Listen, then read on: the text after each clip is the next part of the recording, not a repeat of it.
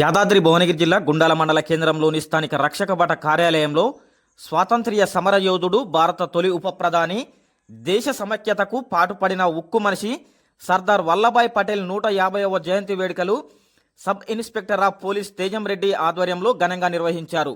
ఈ సందర్భంగా ఎస్ఐ తేజం రెడ్డి తన సిబ్బందితో కలిసి సర్దార్ వల్లభాయ్ పటేల్ చిత్రపటానికి పూలమాలలు వేసి నివాళులు అర్పించారు.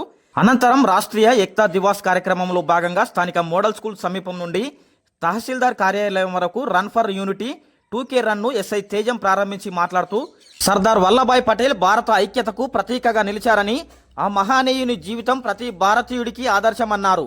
ఈ కార్యక్రమంలో రక్షక భట సిబ్బంది Yellareddy, Venkanna, Erra Naresh, Saidul, Prashanth, Anil, Jayaprasad, model school principal Ramu, vice principal Ramesh, ఉపాధ్యాయులు సోమయ్య, సురేష్, పీఈటీ పందుల మహేష్, ఉప్పుల దశరథ, పృథ్వీ, రాజేందర్, గ్రామంలోని యువత అధిక సంఖ్యలో పాల్గొన్నారు.